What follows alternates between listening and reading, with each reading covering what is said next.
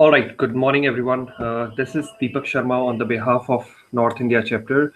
I welcome all our attendees to give their time to attend this webinar. Today we have Aman Sharma with us, and the topic of today's webinar is what's new in Oracle 12c RAC and ASM. Just to before we begin our webinar, I'll just give a very small introduction of Aman Sharma. He is having almost 12 plus years and using Oracle database from last 12 years. He's the only Oracle ace in India, and he's a very frequent contributor on Oracle Technology Network Database Forum, so you can easily find him over there. He has done a couple of certifications. He is Oracle certified. He's also a Sun certified. And in the last, we'll share his Twitter account and his blog and other details so that you can catch him over the social network. So before wasting much time, I'll hand it over to Aman. Aman, can you hear me? Yes, I can, Deepak. Can you hear me?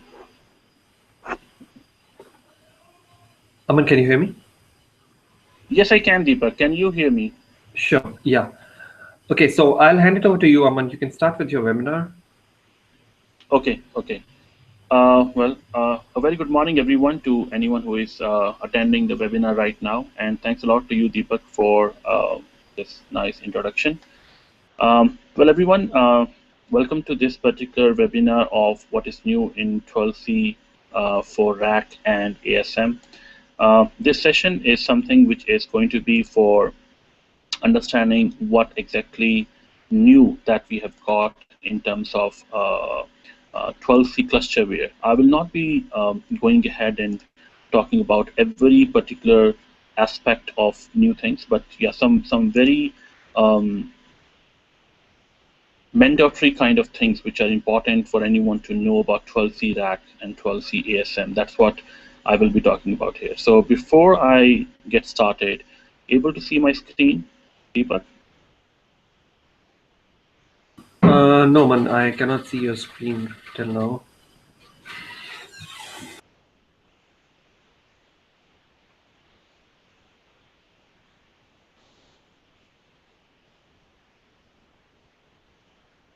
Okay. So hold on a second.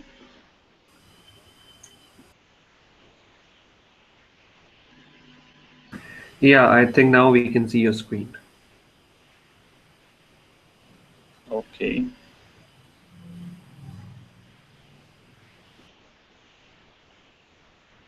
Are you able to see the title of the topic? Aman, the screen which I can see now is the Hangout one. Okay, now it's visible, yeah. Okay. Okay.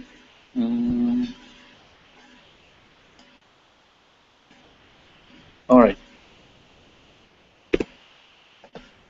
So the complete slide is visible now?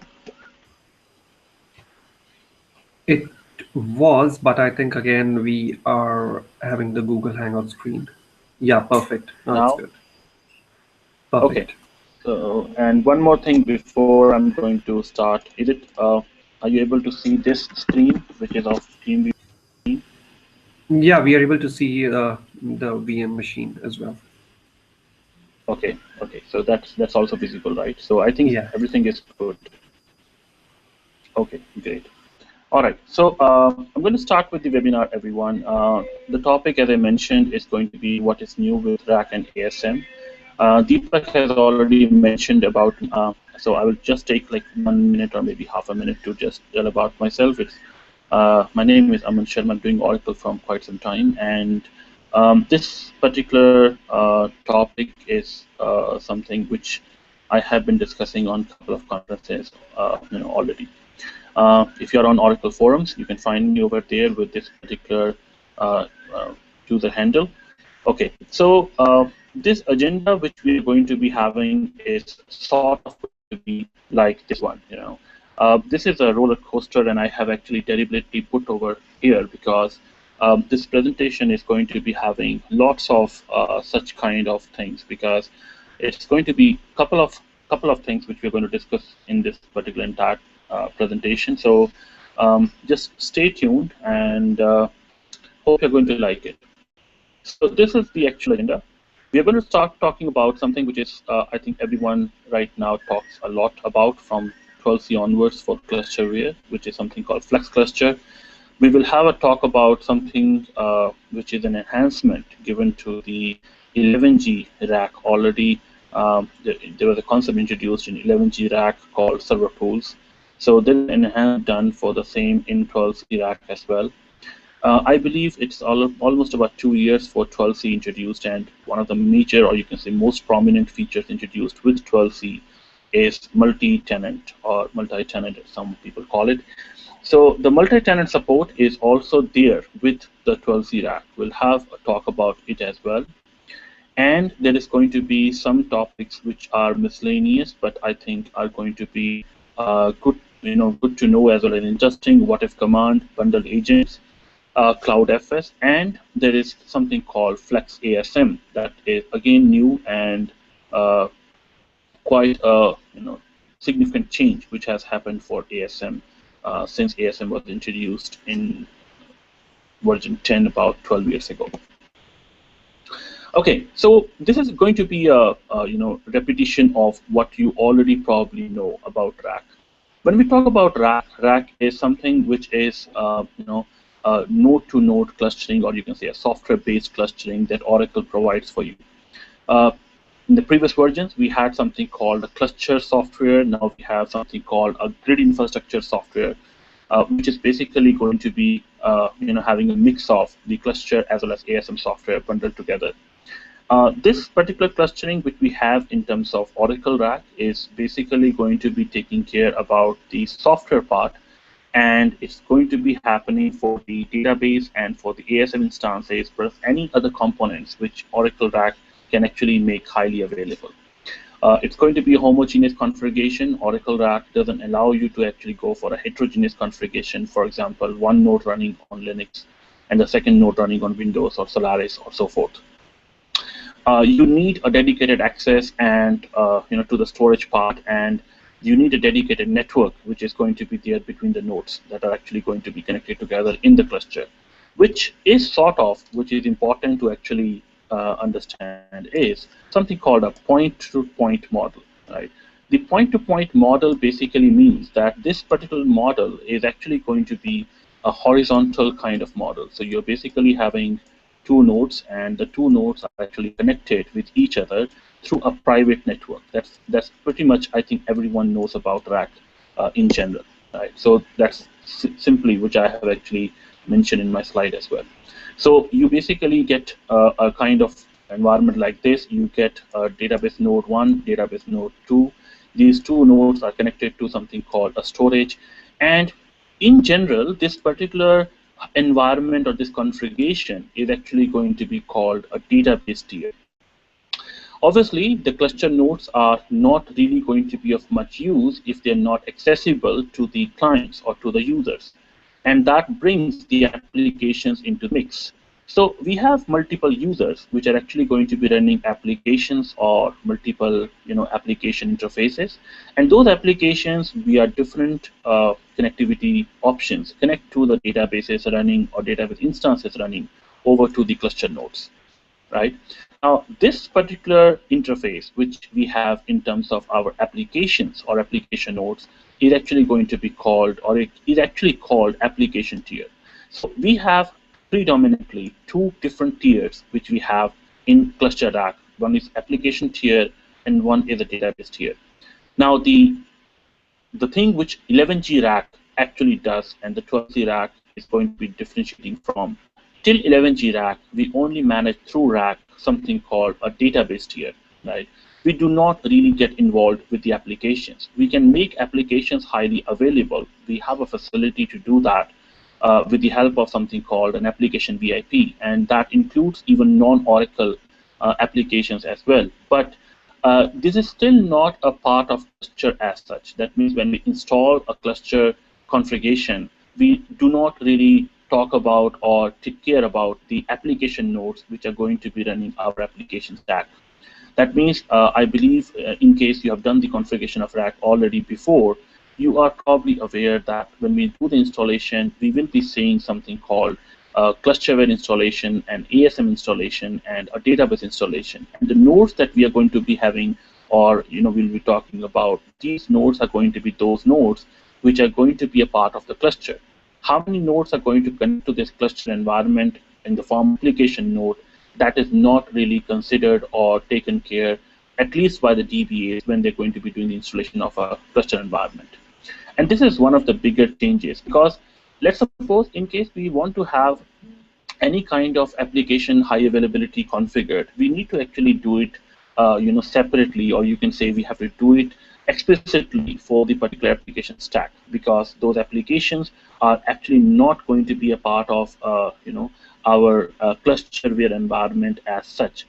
In this kind of case, it is not difficult, but little bit, you can say, trivial to get this configuration done explicitly, and that's something which is going to be different from 12c RAC onwards.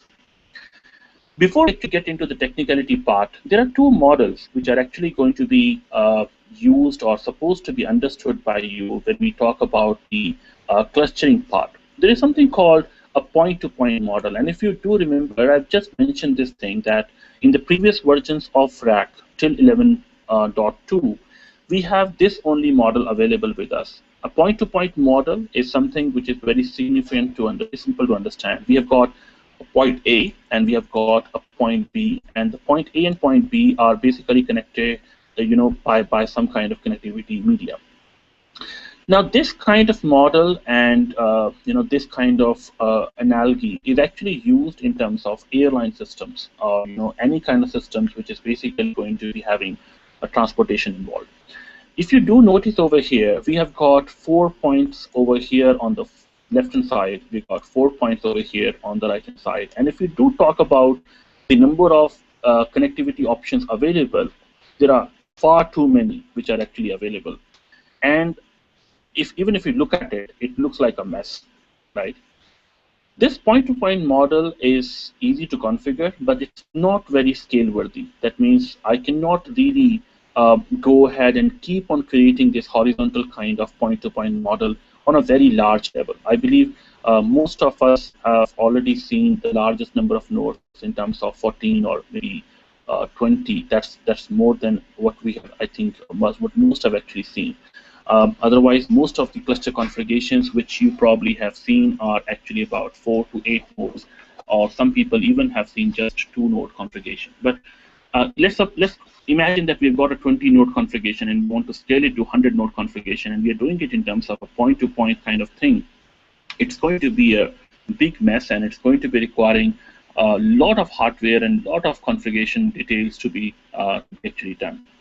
Another model, which is actually going to be called hub and spoke, which is like, in a wheel we have got a hub, and that's connected with multiple spokes. This represents the same kind of connectivity which we have for the similar 4 points on left-hand side and 4 points on right-hand side. But this connectivity is actually far more efficient. And you can imagine this thing in terms of the transportation system or airline system again. For example, if you have to travel, let's suppose, to a very distant location, for example, like Australia, from India to Australia, there is a direct flight, but obviously the direct flight is going to take more longer. It's probably going to be more expensive. And for airline, it's probably not going to be of much beneficial or, profitable as well, because once you start and you're going to be actually flying from the India destination, like point A, to the destination which is going to be on Australia point B, you are not able to actually fetch any more customers in between.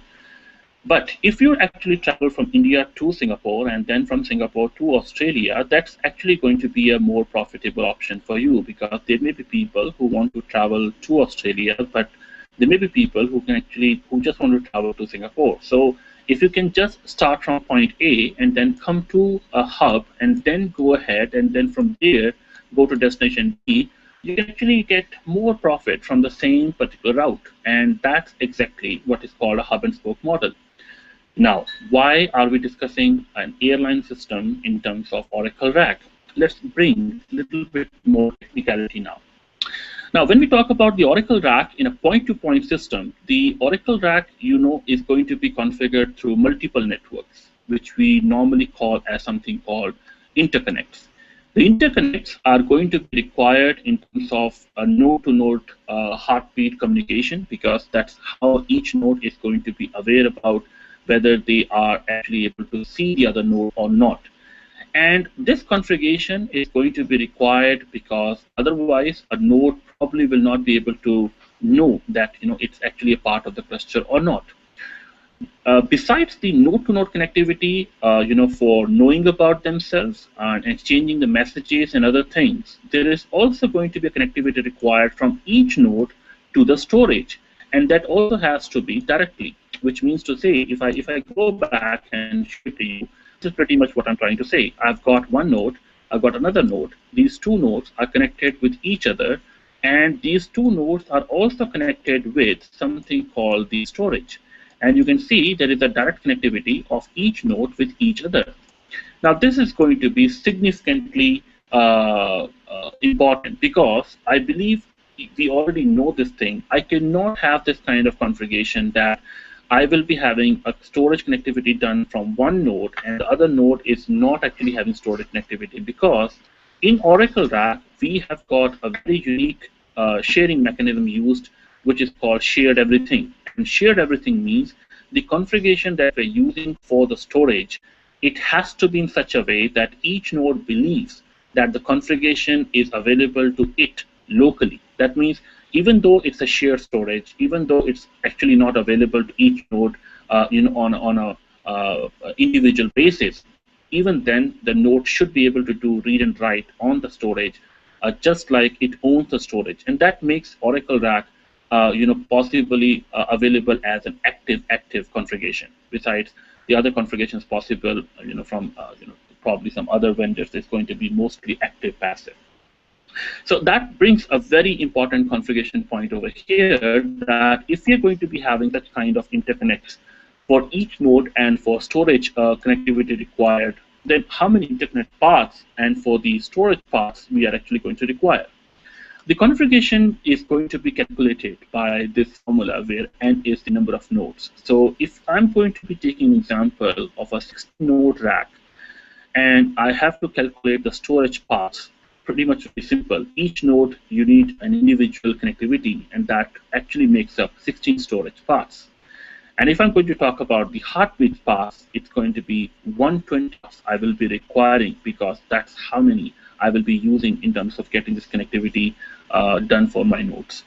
Now, it is still not, I think probably most of us have seen 8 to 16 node rack already, so probably you might not really be too much concerned about it, because it still sounds like a meaningful or reasonable number.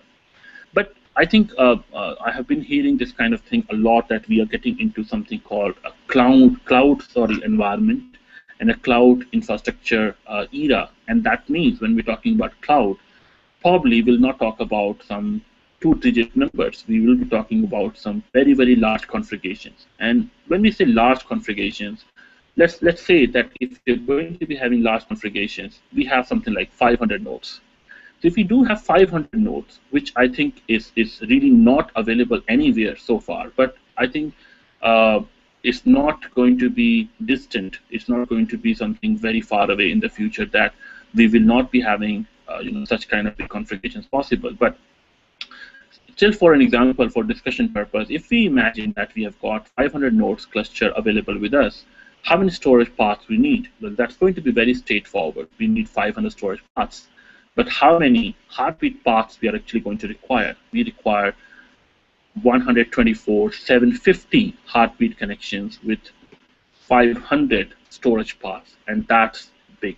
That's really, really big. Now, I believe no matter how efficient a DBA is going to be, this is going to be a big challenge for that DBA to actually configure such kind of environment. And that is something which is required change, a significant change. And this particular change is going to be introduced with the Flex cluster. Now, the 12C Flex cluster actually builds up from the same base that you already are very well aware about. So we already know that in terms of every cluster configuration, we need clusterware. And the clusterware is something which is going to be available to you from the grid software. So we have clusterware, and let's imagine that we have got 4 nodes which we want to actually build the cluster from. So we need the clusterware to be available on all the 4 nodes, right? I think this is completely okay, and this is completely synonymous with what everyone knows about RAC by now. Now, in 11.2 RAC, there was an optional configuration introduced called Grid Naming Service, which is basically the GNS. The grid naming service was actually an optional thing in 11.2 RAC, because in 11.2 RAC, there was a configuration introduced called scan. And to discover the scan, there are 2 options possible for you. One, you can actually use a DNS, and one, you can actually use something called a GNS. If you use a DNS, you are basically going to require to configure a DNS and put the required IP settings for the scan VIPs in the DNS, through which the scan name resolution is going to happen. But if you're going to be requiring a more larger cluster, and you really don't want to get into the IP configurations of the host as well as the other nodes and VIPs and so forth, you basically can use DHCP. But if you are going to use DHCP, then you are supposed to be using something called a GNS daemon and GNS VIP configuration, which is going to actually discover the nodes and resolve the scan name as well as the scan VIPs for you. GNS is going to be one of the major components in terms of 12C flash cluster, which obviously is going to be understandable quite nicely, because we're talking about a very large configuration, and for a large configuration, we need something which is going to be more automatic, and which should be able to be discover our nodes more you can say efficiently and more transparently, and that's going to be GNS. Till now, I think everything is similar. Everything is pretty much what we already know.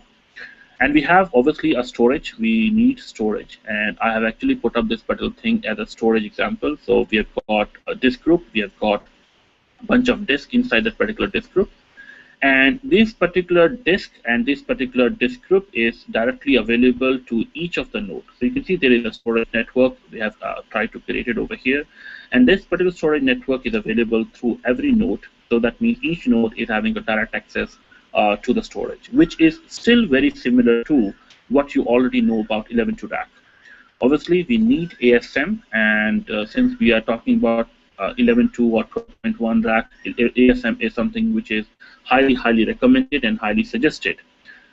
Now, here comes the first change. If you do notice in this particular slide, you do notice that I've got ASM on node 1, I've got ASM in node 2, I've got ASM in node 3, but I do not have ASM on node 3 actually. I've got ASM on node 4, but not on node 3. And that is actually one of the things which are new from 12C. Now this configuration, which I've actually put over here or tried to put over here, is something which we call as something called Flex ASM. So the Flex ASM relieves the burden from you that you need to have an individual ASM instance on every node. I believe this is something which is a very significant change, because having an ASM instance running on a particular node is actually going to bring a single point of failure option for your database instance. If that ASM instance gets killed on that node, the database instance is actually going to be killed as well. But from 12C onwards, you can actually have a configuration of ASM in terms of something called Flex ASM, which actually relieves this particular burden from your head, or you need to take care about the ASM instance running over the database node in order to make the database instance running. I will be talking about it when we will come to the Flex ASM part. But at the moment, we have got database instances. So you have database instances running on all the 4 nodes. And I think even till now, everything looks similar. But from now onwards, things are going to change. We call this particular thing from 12C onwards something called an hub node. Hub nodes are basically those nodes which are actually going to be connected to the storage, will be running database instances and ASM instances, and they will be the nodes which look like or which are alike the nodes which we used to configure in our 11.2 RAC. Besides the hub nodes, we also do have now another set of nodes which are going to be also running clusterware, will be called something called leaf nodes. That means when you're going to now install a 12c flex cluster configuration, you are supposed to actually tell to the installer that do you have how many hub nodes and do you have how many cluster nodes in your configuration. Hopefully I should be able to show you this. So I believe you should be able to see my screen. Now in this particular part, I've got 4 nodes over here. I've got 4 nodes which are running right now. And if I do check and I show it to you, the ESEF configuration to show, you should be able to see that in each particular node, I've got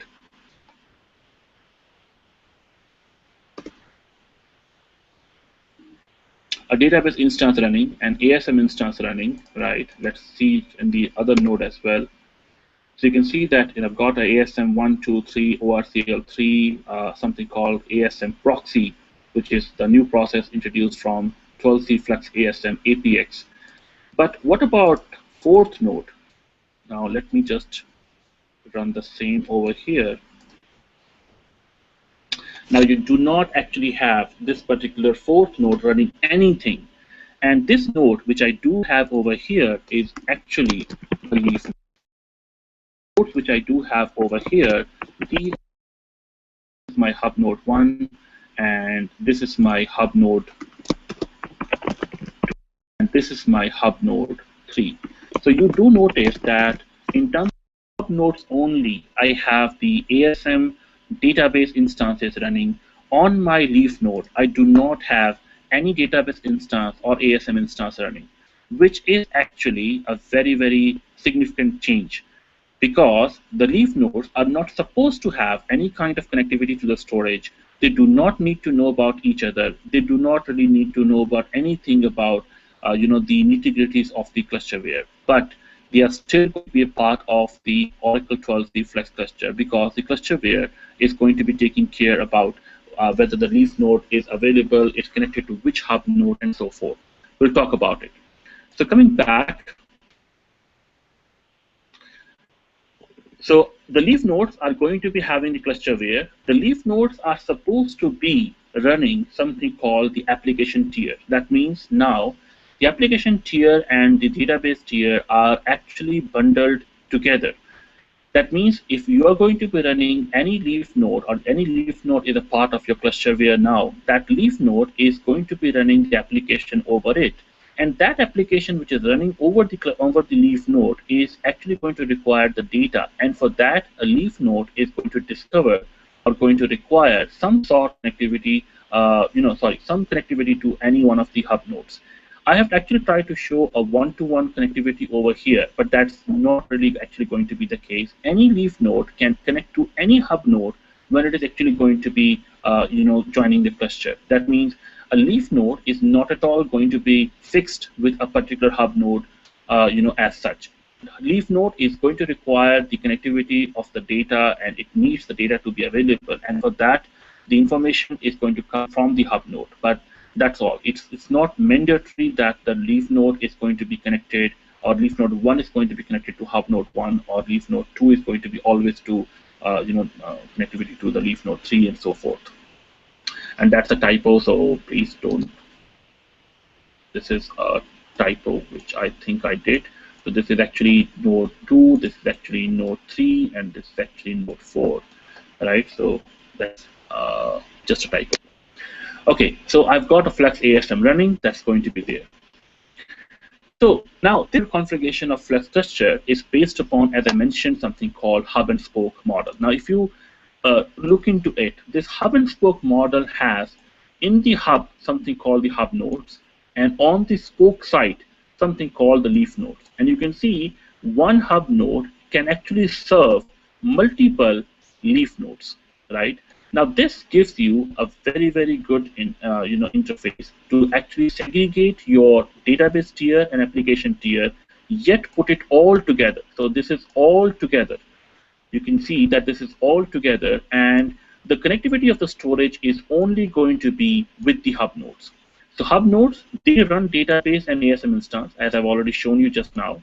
The leaf nodes, they are loosely coupled, they run applications, and they connect to one of the hub node, which is available to you in the cluster. The Flex ASM is mandatory for Flex cluster. The hub nodes are going to be connected to a Flex ASM based storage, obviously. Now, we already have mentioned that we need multiple interconnect paths and we need multiple storage paths in terms of our 11.2 rack. Now, in case we actually go for this, go from this point-to-point model to an hub-and-spoke model in the cluster configuration 12C, we need far less configuration. So you can see if I go for a 5 hub node model over here, where I have 5 hub nodes and I've got 16 leaf nodes, I need 8 interconnect paths. I need 5 storage paths because 5 hub nodes will be connected directly to the storage. In total, I need 21 of the leaf node connectivities. But if I go for a large configuration also, I'm still having a very, very efficient configuration or very less requirement for the resources for me, because I need 25 storage paths, I need about 300 interconnect paths, and so forth. And that means using the Flex cluster approach, we are actually going to be having a much bigger scalable configuration possible, yet with the requirement of far lesser resources compared to what we have in the previous versions of RAC. So what benefits it actually brings? As I just mentioned, it's going to be having much lesser resource requirements. It's basically going to be scalable. The number of nodes at the moment can be 2,000, which is actually far larger compared to what we have in the 11.2 rack. With 11.2 rack, the number of nodes which were actually possible were just about 110. So that is going to be there. The high availability now is for the application tier, because applications or application tier nodes are now directly part of the cluster configuration.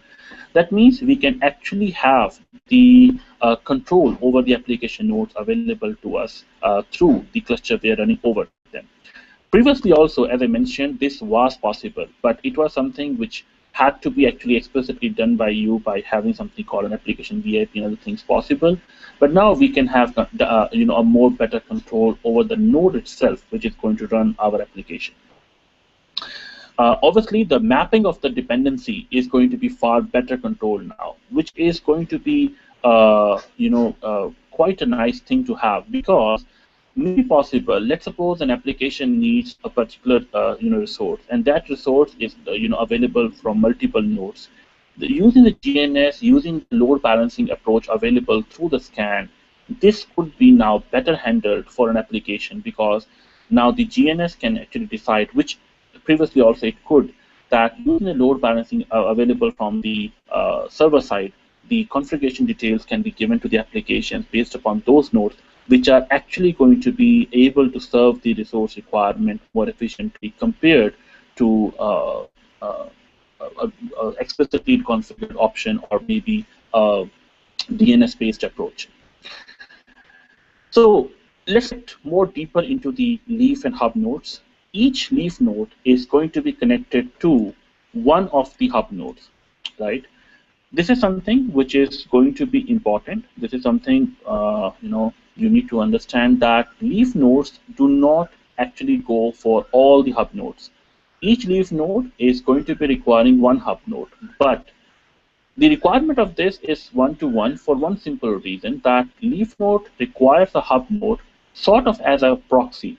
A leaf node cannot talk to a storage directly. That means a leaf node requires the access to the storage for the data for the application which is actually running over it. And for that purpose, the connectivity of the storage has to be provided. But the connectivity to the storage, as we already just saw, is available only through the hub node.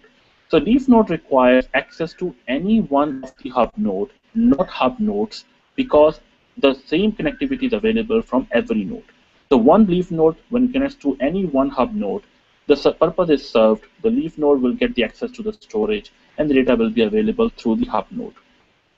Leaf nodes do not need to exchange messages like we have in the normal RAC nodes actually do, leaf nodes do not really need to talk to each other, or they do not need to know what other leaf node is doing, because leaf nodes do not really get into this kind of configuration which hub nodes are actually going to be doing. Hub nodes, they are basically exchanging messages, or what we call as traps in terms of our 11.2 rack or in our rack configuration. But leaf nodes do not really need to do that. Leaf nodes are going to be not configured for a hub node explicitly. That means you do not tell a leaf node 1 is going to connect to a hub node 1. A leaf node is going to discover any one hub node when they're going to join the cluster, which means when a leaf node is going to actually get started and will be actually requesting a connectivity or will be getting a part of the cluster, leaf node will be assigned any one of the hub nodes. And similarly, the applications which are going to be running over a leaf node using the services will be able to access the resources available from that hub node. That means you will be requiring far lesser inter-node interactions compared to what we have in 11.2 rack. And that's what I think I mentioned to you in the previous slide, that we just need the connectivities for the particular nodes that are of hub nodes. We do not really need connectivities, or we do not really need any kind of interactions between the leaf nodes, because leaf nodes are actually going to be running the application tier, which is not really going to be requiring any such kind of message exchange or so forth. Leaf nodes could be virtual, could be physical. Leaf nodes could be are very lightweight. They are loosely covered, and they are going to work as spoke. Aman, sorry to interrupt you in between. We are getting some question and answer side by side, though. I would just like to inform our attendees that you have question and answer panel on the left hand side. You can post your questions over there, and I think we will answer them at the end. Sure, no problem. It's up to you, Aman. Yeah, sure. I mean, okay. You can take the note of the questions and let me know the questions, and I will answer them in the end of the presentation. Perfect. Thanks. No problem. Okay, so as I mentioned, the leaf nodes are going to be on the spoke side. The leaf nodes are going to be connected to a hub node. The heartbeat exchange is done for a hub node only. And that means now you have the leaf nodes which are going to run the applications and the clients over them.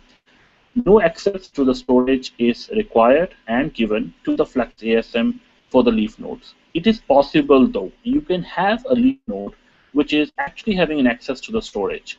But even though if it has access to the storage, it will still not be able to access it when it is going to be working as a leaf node. But if you do have access to the storage for a leaf node, you can later on convert it to a hub node. Now, to configure this thing, you do need a GNS configuration, which is actually going to be working as something called a subdomain delegation kind of thing. The subdomain delegation basically comes, or this terminology basically comes, because GNS requires you to configure a subdomain, which is actually going to be discovered by the GNS and not by the DNS. So we basically do something called a forward-only lookup when we actually configure something called a GNS. Because in DNS, we actually discover whatever we need from the configurations done over the DNS, but in case of GNS, this configuration is actually discovered via the GNS approach in terms of forward only. No private interconnectivity is required between leaf nodes. The similar connectivity or similar networks which are available in the hub nodes are public-private. If a hub node goes down, connected leaf node is going to get evicted, which obviously should be very straightforward, because if it is going to be the case that a leaf node is actually connected to a hub node, and the hub node is providing all the resources to that particular leaf node, the leaf node cannot sustain if the hub node is not present. But the good part is, anytime when you're going to start the particular leaf node again, it will do the discovery in terms of a new hub node, and it will be able to actually restart the work. Right. So this is something which is actually going to be, going to be a very nice option. Something about resources which are required for the leaf nodes, very less. You do not really need to be having a very high amount of resources running over a hub node. For example, I might configure my hub node with a 2 GB RAM configuration, but I do not really need 2 GB RAM for my leaf node. I could be possibly configuring it with just 1 gig of RAM. So hub nodes are going to be powerful, required to be powerful, because they will be running database instances. They will be running all the normal configurations of the clusterware. But leaf nodes, since they are going to run applications, so you need only that much resource, which is actually going to be required for your application stack. So that means whatever your application requires, so if you're running Siebel, for example, on your leaf node, whatever Siebel requires, you need to know, you need to have only that kind of, that much hardware resource on that leaf node. Otherwise, you do not really need to match the hub and leaf nodes in terms of hardware resources or hardware configurations. They do not contain, the leaf nodes do not contain any sort of things which are running over a hub node. That means no database instance, no ASM instance, no VIPs are actually available over a leaf node, which actually is very straightforward, because this is all a part of something called hub node. The leaf nodes, as I mentioned, could be virtual, could be physical, you can make it. They do not contain any access to voting disk or OCR. And as I mentioned before, they can be converted to a hub node, provided they have access to the storage. But in general, you do not need to do that. It's only something which you need to decide when you're configuring or deciding to configure across the Flex cluster, that how many nodes you basically want. But otherwise, it's not really required that you start with the leaf node having access to the storage and later on convert it. You can do it if you really want. So how do you actually configure this particular configuration of Flex cluster, or how do you really go for it? Well, basically, you have to go for it in terms of deciding for GNS first of all. Like I said, GNS is something which is sort of like mandatory in terms of your Flex cluster approach. So you need to select, when you're going to start the installation of the Flex cluster or clusterware in terms of 12.1, that GNS is going to be there. GNS is going to run only on the hub nodes. The leaf nodes are going to use the GNS as a pathway or a path, or you can say a gateway to connect to the hub nodes. So the applications which are there, services which are there on the leaf nodes, they are actually going to use GNS to find the resources. Now, what could the resources, the services, which are going to be required for their applications, which are running over to the hub nodes.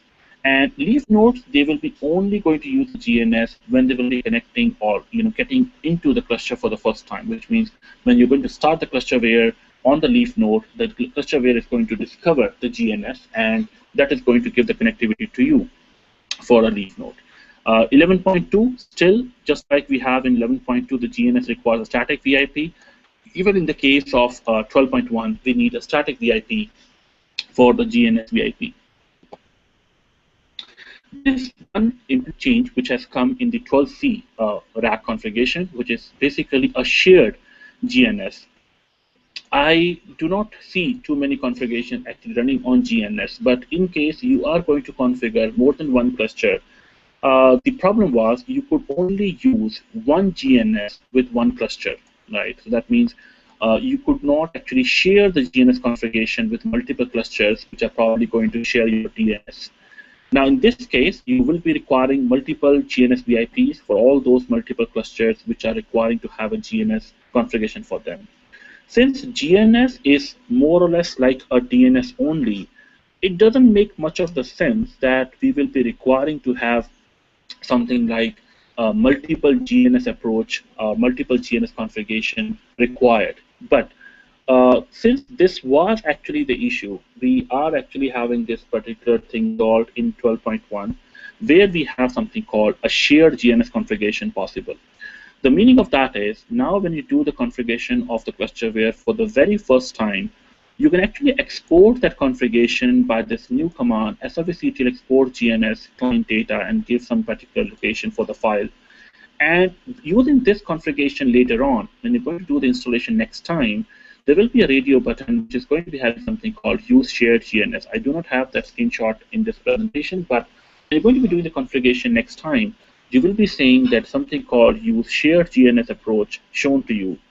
And you can actually point that particular option to the file which you have already created. And that means the cluster is going to be able to use the shared GNS configuration profile that you've actually exported into this particular temp or whatever location that you have actually done. So we understood what are leaf nodes so far. What are hub nodes? Well, that's pretty much actually simple to understand. Hub nodes are exactly what you had already the nodes in the clusterware in the previous versions. So clusterware nodes, powerful nodes, they run database instance, they run ASM instance, they run VIPs, they run scan VIPs, and all sorts of things. And that's exactly what we have in terms of the hub nodes in 12.1. At the moment of speaking, the number of hub nodes which are going to be in a particular 12C flex cluster is going to be 64, which is controlled by something called a parameter hub size, which is still very large, but it's going to be 64 at the moment.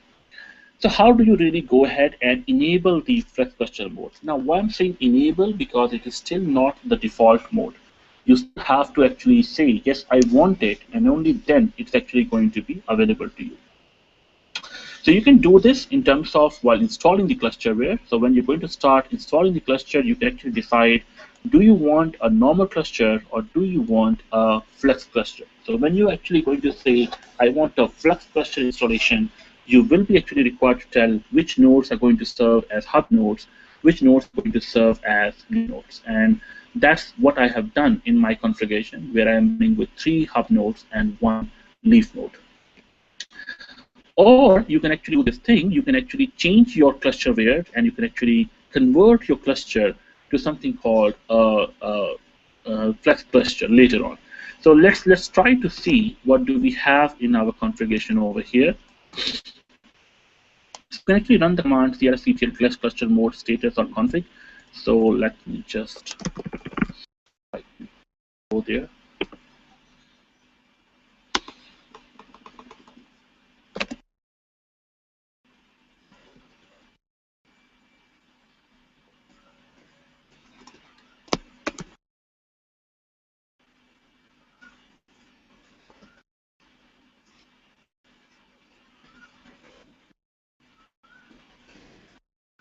This is 12.1 installation.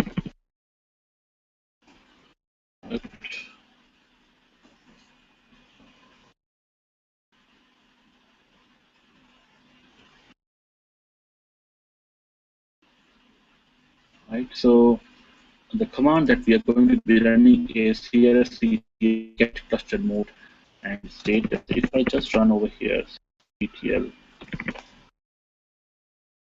the status.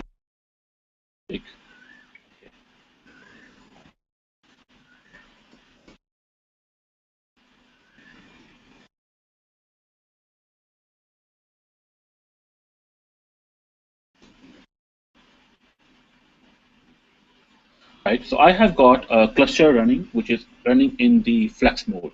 Right, so you can see that I've got this command running over here. I can actually check it for all the parts. So let's see on the other nodes.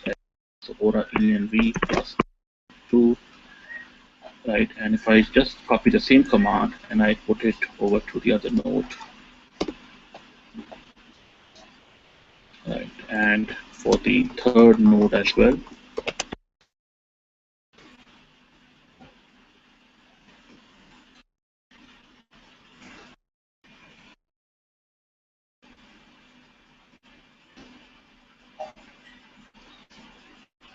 right, so this is in the also flex mode. Right, now next we have the GNS. We can also check whether we have the GNS running or not, and we can simply say servicectl status GNS.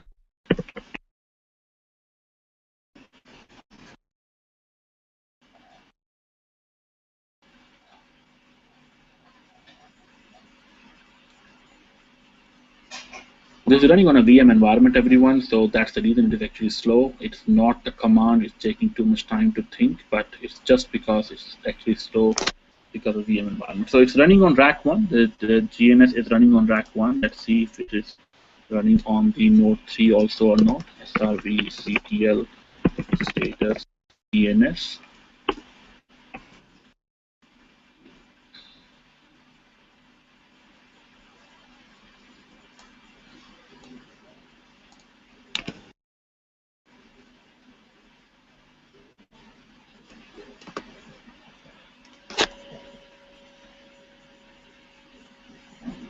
And I must tell you that it's running on RAC1, it's running on RAC1. RAC1 is my second node, everyone. This is my second node. So I've got RAC0, RAC1, RAC2, and RAC3. So I've got 3 nodes. You can see that GNS is running on one node. And I believe this is not new. Everyone already should know about it, that GNS doesn't need to run on every node. GNS is supposed to be a kind of DNS utility or DNS-like of interface. And this means GNS is supposed to be running a daemon called GNSD, and GNSD is going to be running on any one of the nodes in your clusterware. So this is something which is actually 11.2, but when you're going to ask the connectivity from a DNS, it's going to forward your request to a GNS daemon through the GNS VIP, which is given back to the client, and that GNS daemon is going to be running on one of the cluster nodes, from where it will discover the nodes and will respond to the request coming from the clients for the connectivity. You can actually convert, after that, you can actually convert the configuration to. Okay. Hello, Aman, sorry to interrupt you. There was a voice breakage for almost like 15 seconds when you were explaining the last part. Can you come again? Okay, you want me to do it again? Yeah, there was a voice breakage for almost like 15 to 20 seconds. Okay, could be. So what I just mentioned, basically, that in the configuration which I have just shown over here, the GNS is actually running on RAC1. The RAC0, RAC1, RAC2, and RAC3 are actually my 4 nodes, which are running in my cluster configuration. And the command which I'm running over here as servicetl status GNS, this command is basically showing you the information about the GNS which is running on the particular node. And this configuration is showing you that the GNS is running on RAC1 right now, which is basically because GNS daemon doesn't need to run on every node of your cluster. Right? The GNS daemon is not supposed to be found on every node, because GNS daemon is going to be serving as like a DNS utility, and that means it doesn't need to be on every node, but on one node, any one node of your clusterware. So when a client is going to request for the name resolution of scan, this request is going to come to one of the nodes in your cluster configuration through the DNS via the GNS VIP. And from there, the running GNS daemon is going to start responding back to the client by discovering the scan and the node VIPs. So in terms of the configuration part over here, when you're going to be actually enabling the clusterware, it's basically going to be CLSCTL set cluster mode flex. Once you have converted your cluster to a flex cluster, you cannot go back to a standard cluster. So it's a one-way route. You need to be pretty sure if you really want to go for it. There are some commands which are actually going to be there. For example, you can check the status, of the node, whether that node is actually a hub node or a leaf node. So, for example, CLSCTL get node role status. So we can just try to run the same command over here. I just put it over here. You can see it actually tells me that the node role is going to be what. So node role, I can say for all.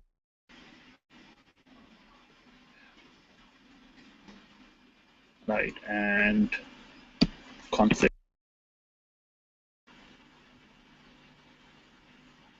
So it's going to show configuration for all the nodes which I have. So you can see that the 3 nodes that we more.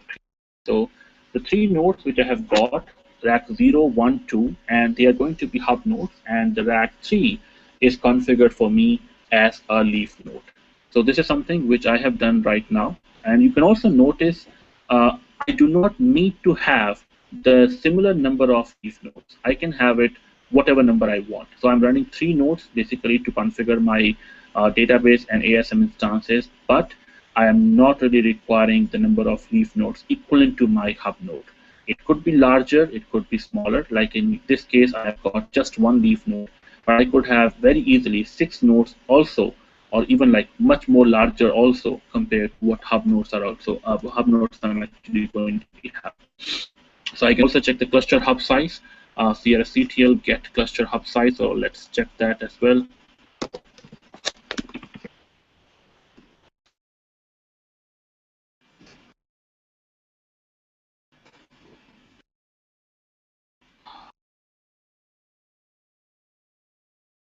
right? So at the moment, the parameter value is configured for 32. You can actually have it configured up to maximum of 64. So that brings the end to the configuration requirement, or you can say the configuration structure for the flex clusters. What we're going to start discussing now is something called server pools. The server pools are already a configuration available since 11.2, but from 12.1 they are actually enhanced to include this flex and this flex cluster configuration. And there are some new concepts also introduced as well. So server pools are basically what? Server pools are actually going to be a configuration which basically allows you to have multiple nodes put together into them and then start using those nodes as a group. Now, why do we want that? We basically want this thing in order to host or in order to serve the clients for those kind of requirements where we have many nodes and we really don't want to configure our services, or we really don't want to configure too many options for our services. Like in terms of 11.2, when we configure a service in terms of preferred and available, in that case, we need to tell which node is going to be a preferred node, which node is going to be an available node. Now I can do it in 8 node, 10 node rack very nicely. I can tell 5 nodes as preferred, 5 nodes as available.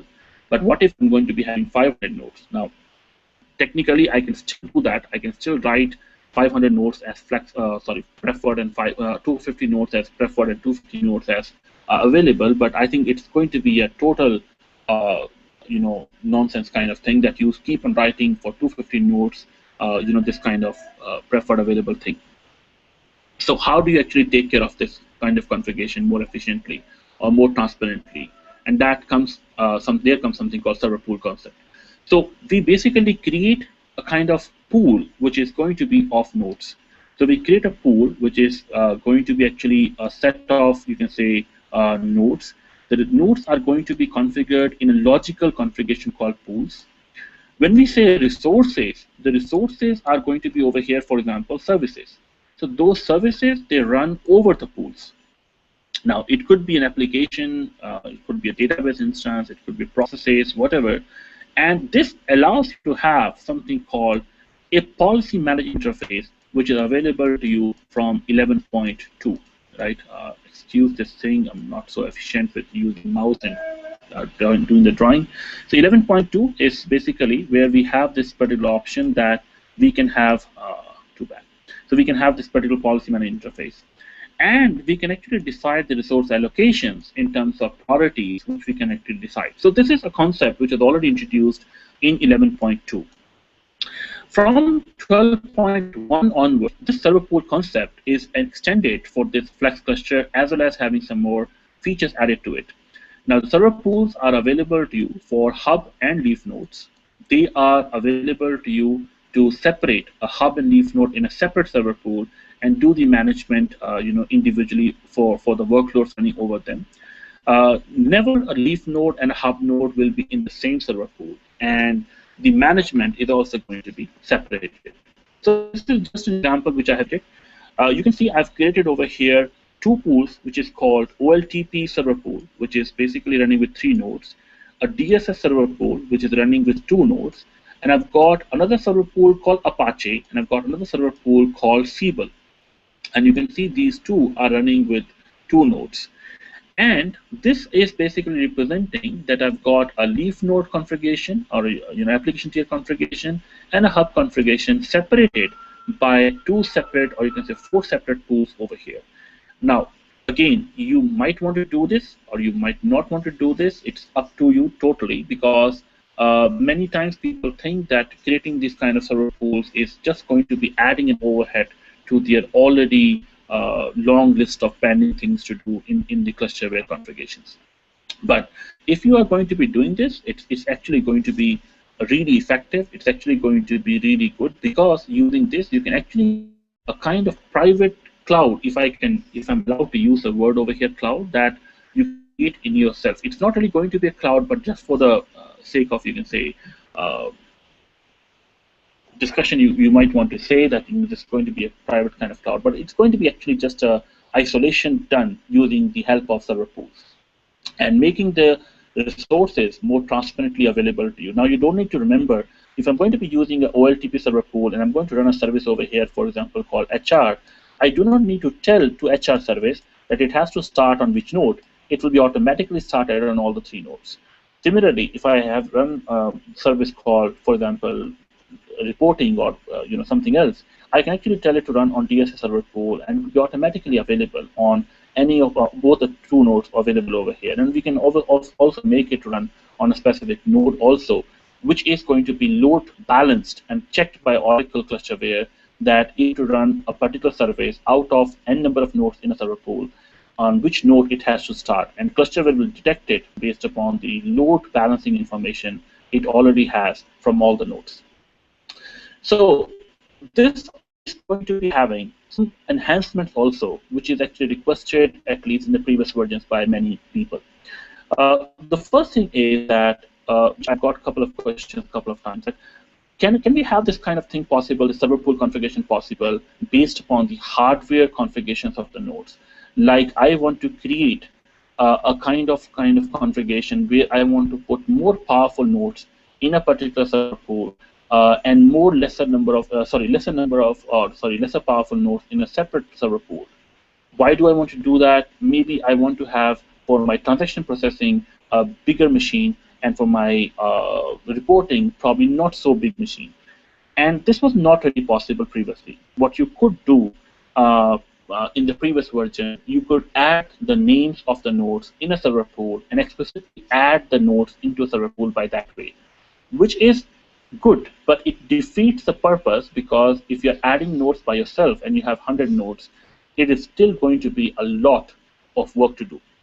So now it is possible for you to actually create something called a category for the server configurations, which is going to be based upon the attributes of the nodes. We'll just look into it in a minute.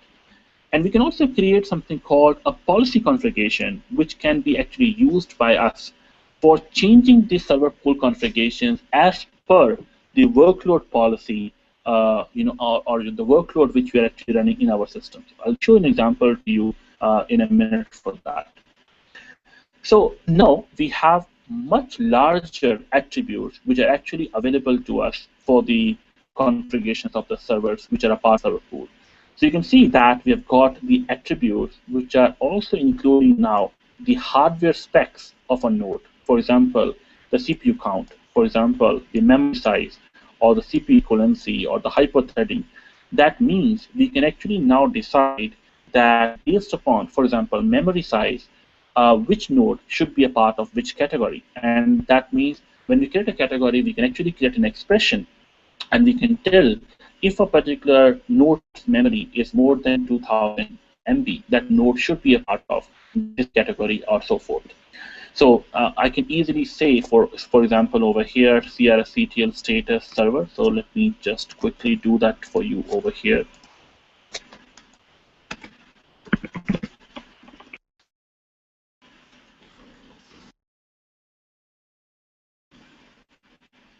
Right.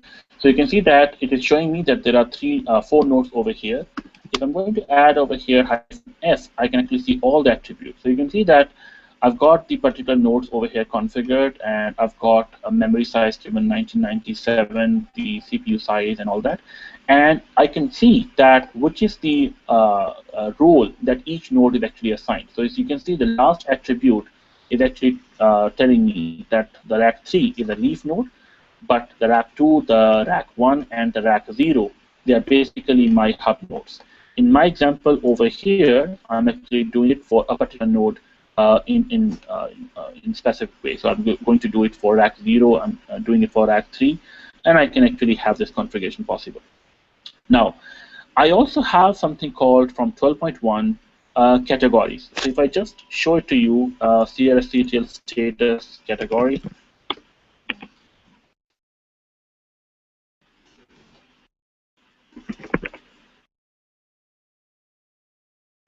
Right. So you can see that I've got a category created over here, which is called new cat, which I actually did, last night.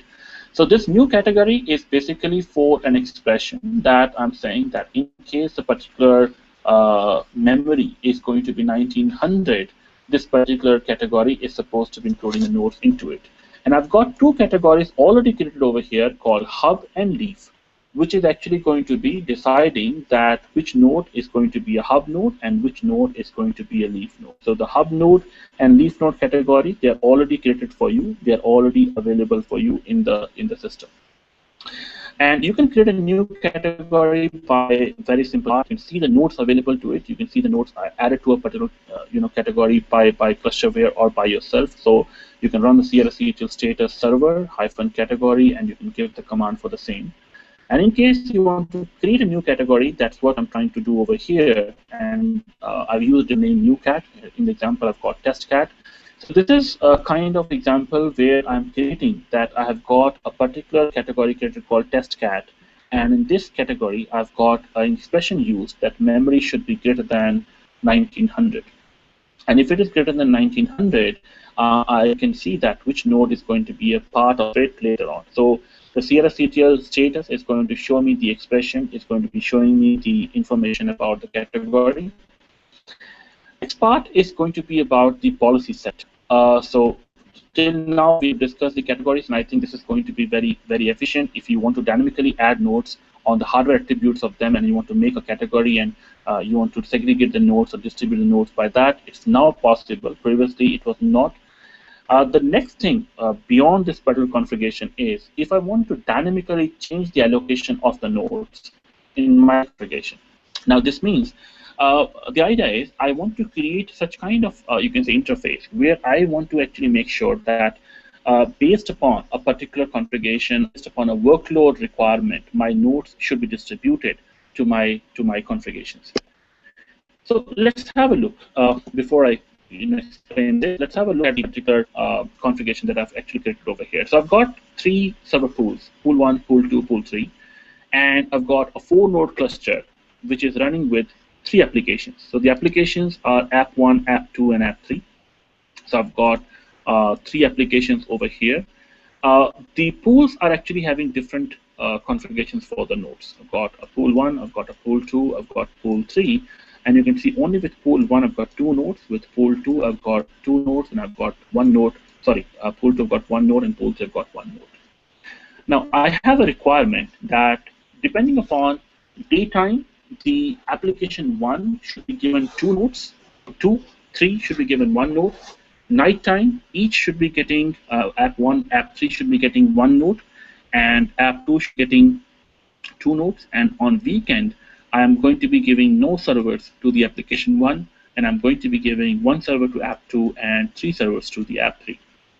Now this is the requirement that dynamically this should actually process, and that is now possible through the 12.1. So what do we basically do?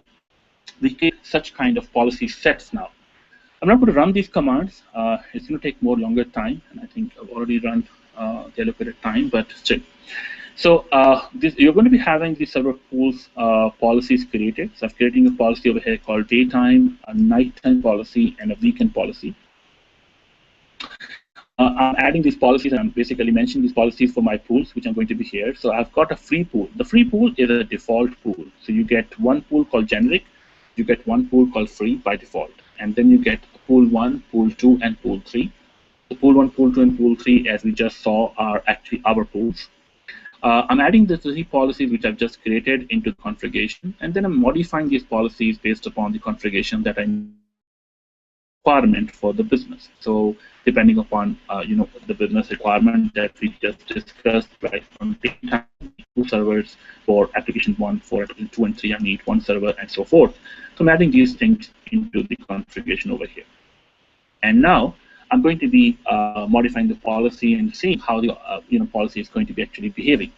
So the activated policy right now is going to be weekend. Right, so I'm activating the policy which is weekend, and you do notice when I'm going to be having the policy activated, the configuration of the resources, which is the nodes given to the application, is reflecting over here. The application 1 gets no node, application 2 gets 1 particular node, application 3 gets 3 particular nodes, and that's exactly what we have actually asked over here. That means application 1 should get no node on weekend, should get application 2 and 3 should get 1 and 3 nodes each. And that is something which is now possible on the fly, provided the policy that you're going to be applying over to your cluster configuration. Obviously, creating a policy, implementing the policy, and activating the policy is still your domain. Maybe we will see something enhanced for it in the next part, but I'm not sure about that. But this is something which is possible at the moment for you to do. Then we have the multi-tenant part. The multi-tenant part is actually, the biggest change which has been introduced in the Oracle database since the inception of it.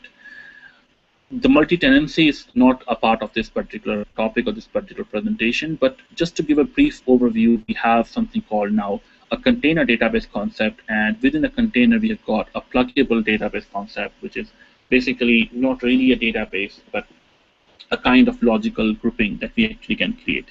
So how do these multi-tenants are actually going to behave on the 12c rack?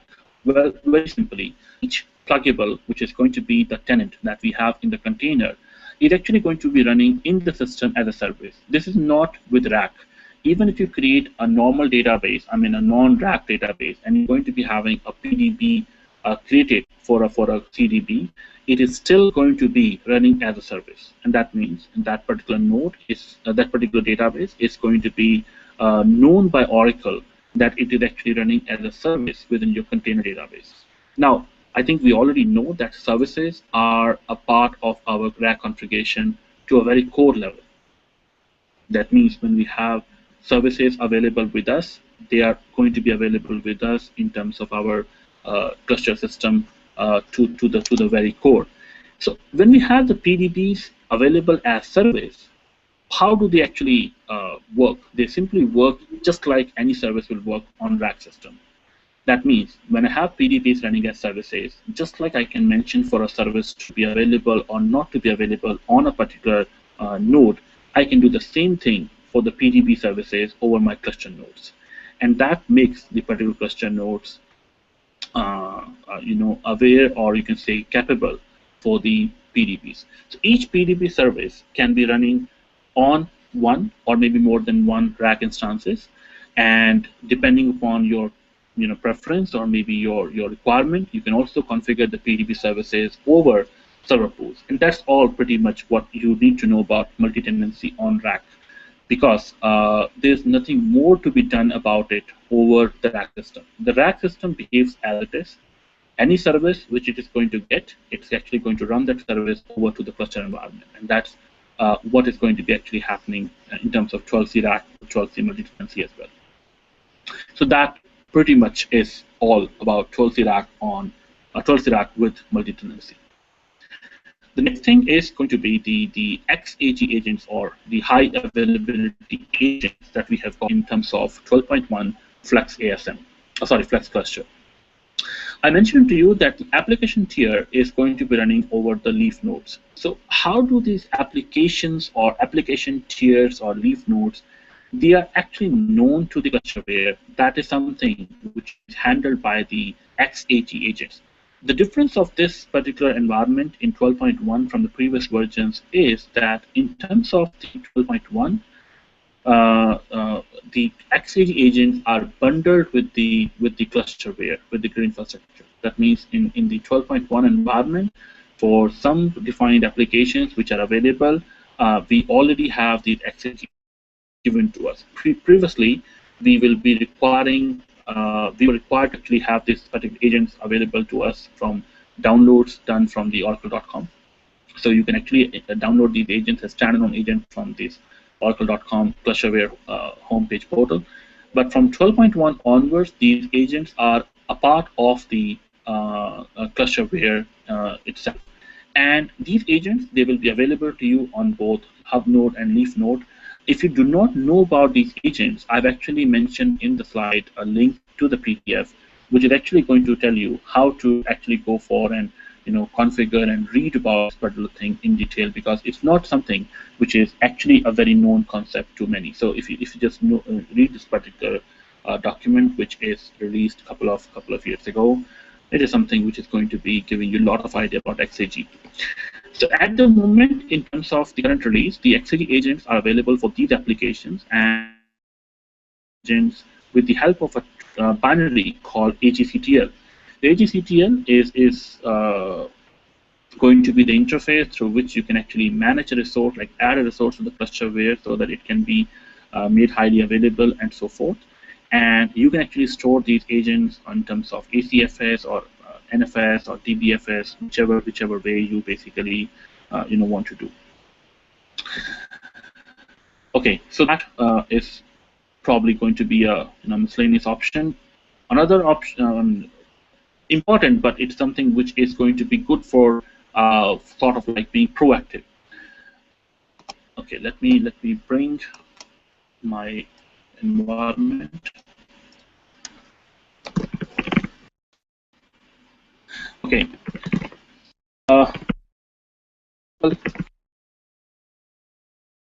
Resources. You see that there are multiple resources that I've got over here running in this configuration. Right, let me make it bigger. I've got multiple resources which I'm running over here. You can see RAC-01, VIP, and so forth, and so many things. Right now, for any purpose, let's suppose I'm trying to do a disaster testing and I'm trying to do a kind of disaster, failover testing or anything like that. I want to check what will be the impact if I'm going to do a stop of a particular service. If I'm going to stop a service, what is going to happen? If I'm going to stop a resource, what is going to happen? Now, essentially, there is no way to do that, right? Because Oracle does not allow you to actually do this kind of testing without actually stopping the resource and seeing the impact. But sometimes it's not really possible, because if you do this kind of thing on a live system, it's probably going to be not so very good. And sometimes we do not have a test system. So in that case, what you should do, how will you test, like if I'm going to stop a service, if I'm going to stop a resource, what impact it's actually going to bring for me? And that is going to be solved by the new command introduced from 12c called 12c RAC, or what if. The what if command, as the name says, is basically going to be a command which is actually going to do the same as it says. It's going to tell you what will happen if you do this. That means if I'm going to stop a resource, I'm going to relocate a resource, or for example, I'm going to add a node, delete a node. What impact I'm actually going to get? So this is something which is going to be actually shown to us by this particular what if command. So I've got a small example over here, CRSCTL. The important thing which is actually worth mentioning is eval option. The eval is basically the option which is going to tell to Oracle that I'm not actually stopping this resource, but I'm actually going to just test whether this resource, what impact this resource stoppage is actually going to do for me. So let's status. We've got a bunch of resources over here. Right, for example, I pick this VIP. So top,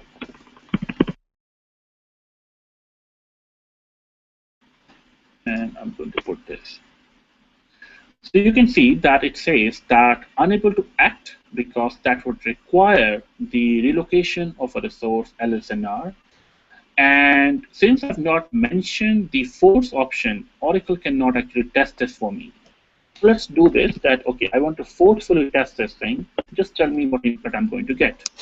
So it says the first impact is going to be that it's going to be stopping the resource called listener, and the second impact that RAC2 VIP will be in a state of offline. So I think a very, very useful and a very good option to have if you want to test something in your environment. It's going to be really good. Now, another thing which we can test is like what I have in my system, CRSCTL eval delete server RAC0. So let's try to do that as well. So this is going to be a long output. It's actually a test server RAC. Now you see it's saying to us that if I'm going to delete this node, this is what the output is going to be. These particular resources will be in the offline state, or they will be relocated, they will be removed, and so forth. And after that, what is going to be the impact? So I think it is something which is really, really useful. You can actually have a very detailed as well as a very clear output shown to you that what is going to be happening, provided you're actually going to be doing this kind of configuration on any of your required resources on the system. Then we come to something called Flex ASM. Now the Flex ASM is going to be a new, again introduced from 12.1. There are certain changes, or you can say some very significant changes, which Flex ASM is actually going to bring for us. But before we actually get into that, the ASM of the old environment is actually supposed to look like this. The old environment of ASM is basically where we have each ASM environment running on, each ASM instance running on each particular node. And that makes the ASM to database instance mapping as one-to-one. If the ASM instance runs, the database instance runs, and if the ASM instance doesn't run, the database instance doesn't run, or it will crash actually. Because there was no network configuration possible in the previous versions for the ASM environments, that means this was the only option that we could have. What I mean to say is that ASM instance, for example, of node 3 cannot talk in the previous versions to the ASM instance running on node 2.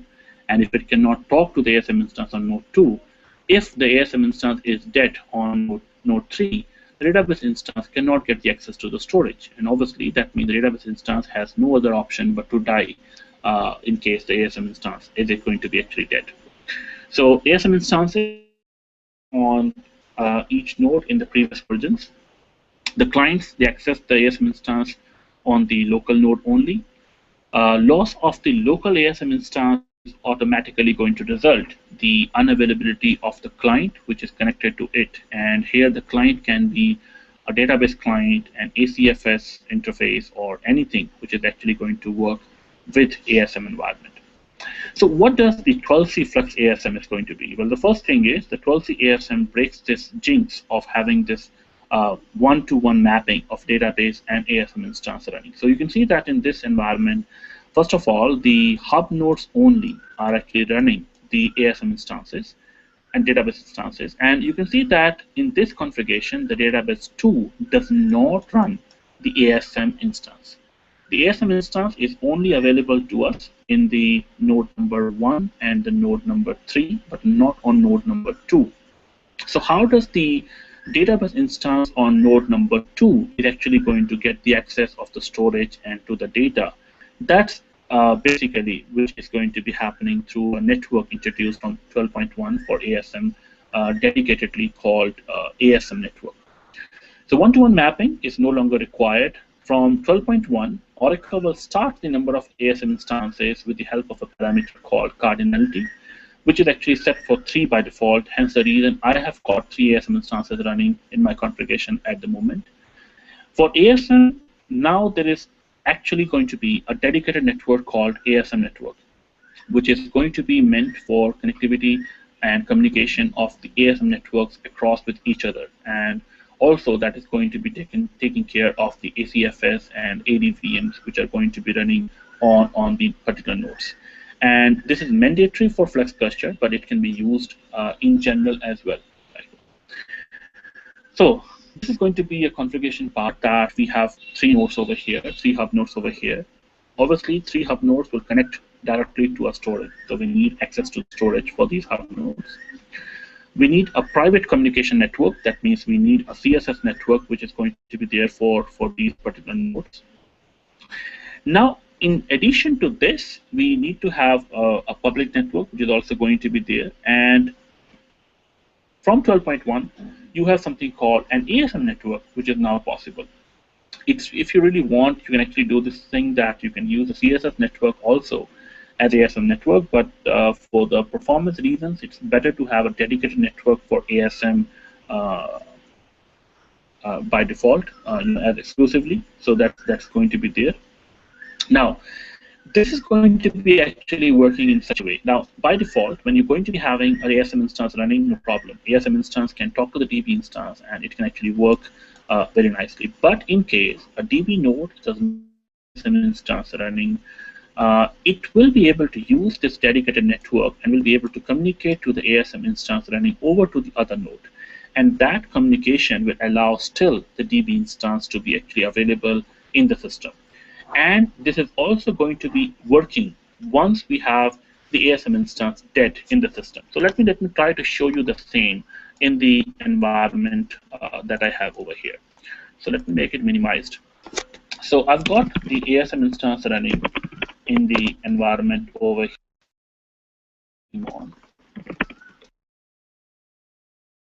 ASM instance running over here. Let me try to connect to the same node which I have that.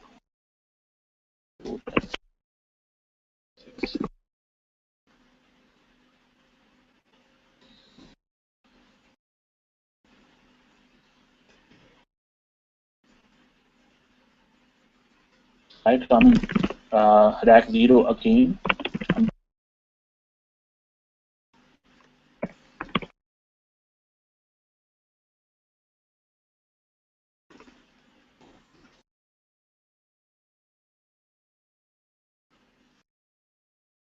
Right, and actually in the Oracle user. Right, so let me do it.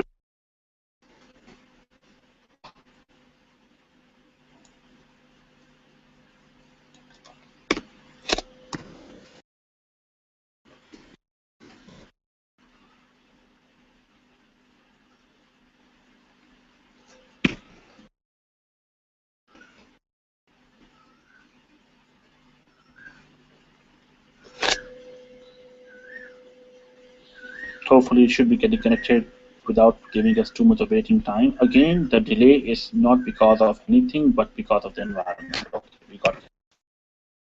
I've gotten my machine. Now, long query, which is supposed,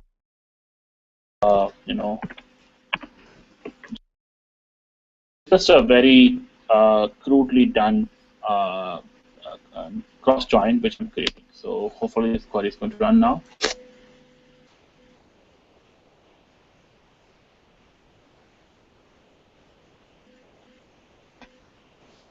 All right, and let me go ahead and kill the instance running, which is of ASM on this RAC-0.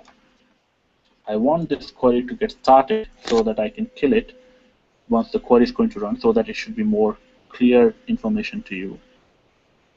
But if it is going to take more longer time, I'll just kill it. Okay, so it started. Let me just instance. Now, ideally speaking, as soon as I'm going to kill the ASM instance, it should actually kill my database instance. But you can see my query is also running and my database is also intact. My database is not down, right? So let me just try to query the daemon again. Now, you can see that it's not actually dead. It's still running and the query is also running. And you can, I think everyone knows that in case the database instance is going to be dead, I will be getting the output of DNS lost contact right away. That database instance is not going to be served because the service is not available. But because of ASM network and because of the Flex ASM environment, Oracle actually makes it now possible that if this ASM instance is dead, the database instance running on RAC-0 will be able to communicate with some other node and will be still able to run. And that's the reason the ASM instance is dead, but the database instance is still up.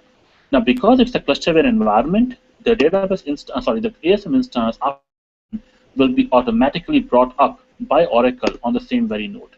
So I'll just leave it for some minute. I'll just keep on this query running, and maybe we'll come back in another few minutes and check this particular node, one more time. So in case the particular node is actually going to be having a problem, which is actually shown over here, the node is going to run as a client and will ask the connectivity of the ASM sources from some other node. And that is going to be taken care by the ASM network. Right, now, this is some of the options that you can actually check. I have got these commands. I think I've got about half an hour ahead from the time. So I'll just not run the commands, but I will mention one thing which I think I've shown you over here, already, something called APX. This is ASM proxy instance. This ASM proxy is going to be used by Oracle provided you're running ACFS or ADVM kind of environment. So if you're running ACFS or ADVM environment through the ASM proxy instance, Oracle is able to communicate to the other ASM instances, and through that, the resources will be provided to those ACFS environments for you. So let's check the PMON, and yes, we've got ASM instance already available now. So you can see that the query didn't stop the database. Let me stop the query now over here, and let me check the status. Select.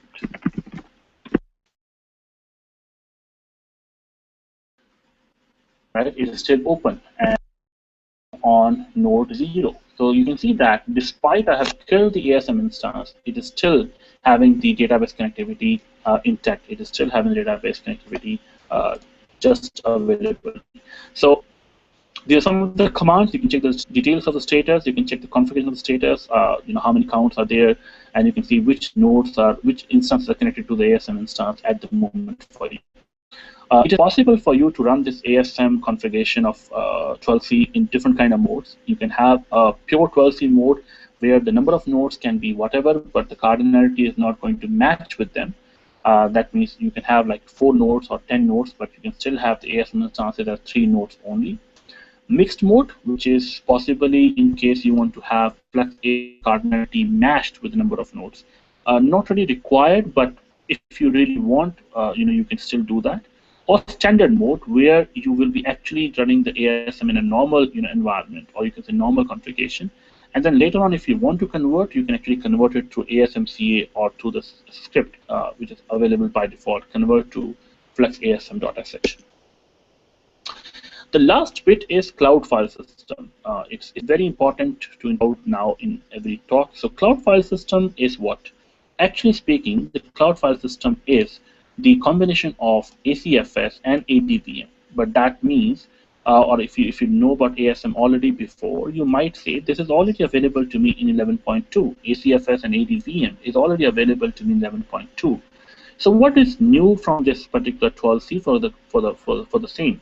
The new is the cloud file system from the 12c onwards is now able to support every kind of file which is available to you, including database. If you remember previously, we have mentioned in different books, we have got mentioned in different books that ACFS, our documentation also says the same, that ACFS is meant for non-database concepts, but not for databases. If you want to create a file system, shared file system, you better create something called ACFS instead of NFS. But that ACFS is not meant for database. Now it is possible for you to actually have ACFS actually supporting every kind of file, thus making it a generalized file system for your environment. And that means all the benefits which come with ACFS, like snapshots or tagging and all those kind of things, are now possible for you, even for databases running over your ACFS environment.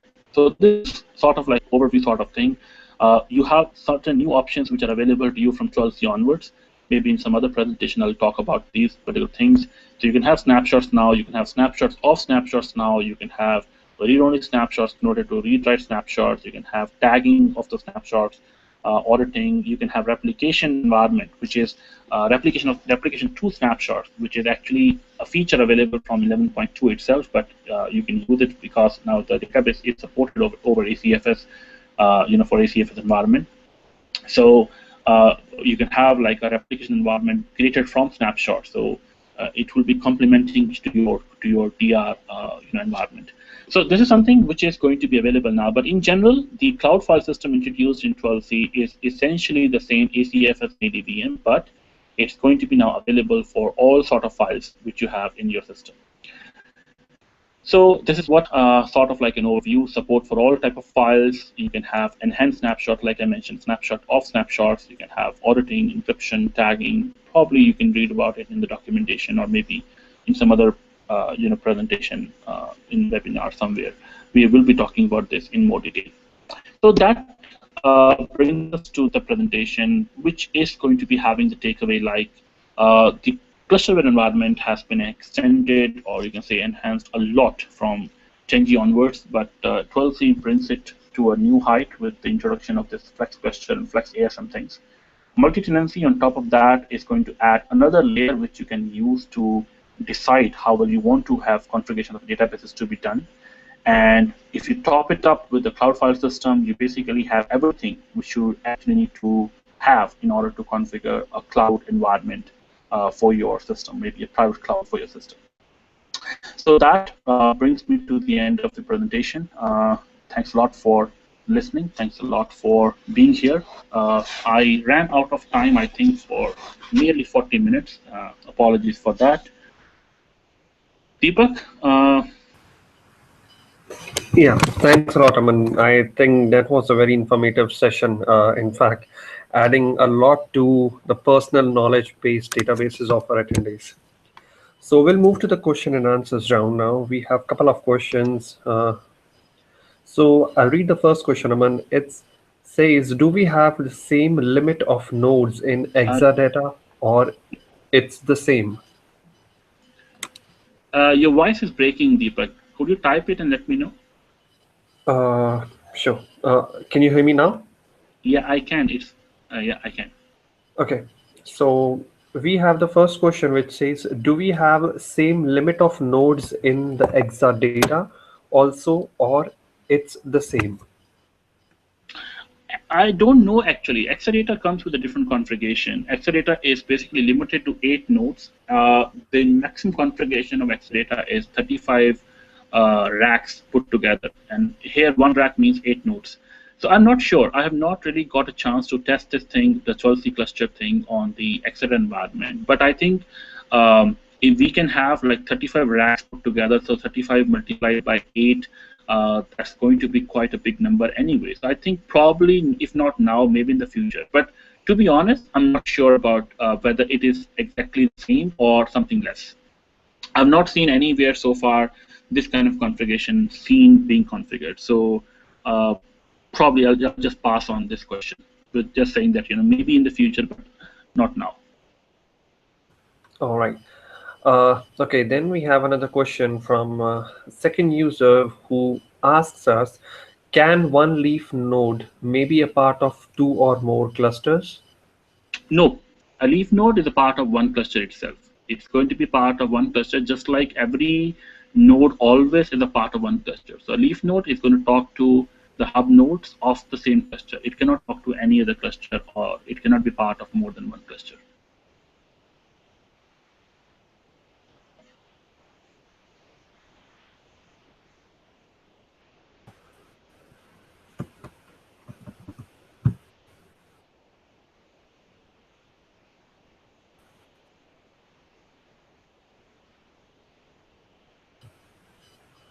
All right, then we have another question which says, in case of hub and leaf configuration, where we need to run the Armin backup, can it be done on the from hub either? nodes? No, on the hub nodes. All right. Then we comes to a last question of this webinar, which the user asks how we put leaf nodes in a pool configuration as they are not connected to each other. No, you don't need the nodes to be actually a part of the configuration of the server pool because they're not connecting to each other. The leaf nodes are going to be there because you're going to be actually managing them as one unit. So technically speaking, probably you don't need to do that. But in case you want to do that, it's just going to put the leaf nodes into a logical pool. And then if you want to do any kind of management, for example, you want to make the application run or make the application fail over or something like that. For that reason, it could be possible to do. Otherwise, leaf nodes are not really going to be required because the client nodes could be far larger than the hub nodes. In my opinion, I think it's better to put the hub nodes, or it's better to use the server pool concept on the hub nodes rather than on the leaf nodes. But it's possible though. Perfect. This brings us to the end of our webinar. Before that, I would like to share my screen and I'm there. I'm gonna let all the users know that we have a RAC day, which is coming up on 2nd of May, and we have Murli Wallat, coming all across from US, and he'll be giving a full day session on RAC. So if you guys have not registered yet, already have half of the seats full. So still the registration is open till the last week. So you can visit aioug.org/events, and thereafter you can register under the Chandigarh event. This going to be happen at EDC, that's Entrepreneurship Development Center in IT Park, Chandigarh. So if you have not registered, go ahead and register before you get your seat already occupied by someone else. All right. Thanks a lot.